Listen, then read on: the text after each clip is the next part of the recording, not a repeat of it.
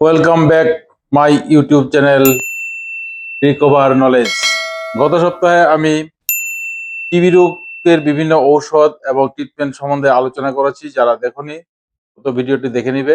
আজকে আমি 6 সপ্তাহে শিশুদের কি কি টিকা দেওয়া হয় সেগুলি সম্বন্ধে একটু আলোচনা করব। 6 সপ্তাহের বয়সে শিশুদেরকে 5 ধরনের টিকা দেওয়া হয়।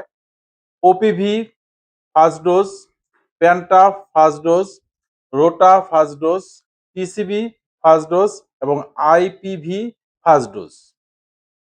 ওপিভি সম্বন্ধে আগে বলা হয়েছে। প্যান্টা প্যান্টা কথা অর্থ হচ্ছে 5। তোমরা যারা বিজ্ঞান পড়েছ তোমরা জানো কেমিস্ট্রিতে ছিল মনো, ডাই, ট্রাই, টেট্রা, প্যান্টা, যোজ্যতার মধ্যে এই হিসাবটা ছিল। সেই হিসাবে এখানে প্যান্টাকে 5টি ভ্যাকসিন একসাথে, একটি ভ্যাকসিনের মধ্যে 5 in 1 5টি ভ্যাকসিন একসাথে দেওয়া হয়। সেগুলো কি কি রোগের এখানে লেখা আছে দেখো।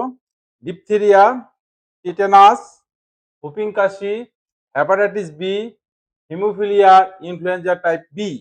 এই 5টি রোগের প্রতিষেধক একসঙ্গে মিশিয়ে তৈরি করা হয় এবং একটি ইনজেকশনের মাধ্যমেই 5টি রোগ প্রতিরোধ করা হয়। তারপর আছে রোটা। রোটা ভ্যাকসিন দেওয়া হয় প্রধানত ডায়রিয়ার জন্য। শিশুদের মারাত্মক ডায়রিয়া হয়, সেই ডায়রিয়ার হাত থেকে রক্ষা পেতে শিশুদেরকে রোটা ভ্যাকসিন দেওয়া হয়। পিসিভি এবং আইপিভি সম্বন্ধে আমি পরের ভিডিওতে বিস্তারিত আলোচনা করব। তবে এই প্রসঙ্গে একটি কথা মনে রাখবে, কোনো শিশুকে একটি টিকা দেওয়ার 28 দিনের মধ্যে অন্য কোনো টিকা দেওয়া যাবে না।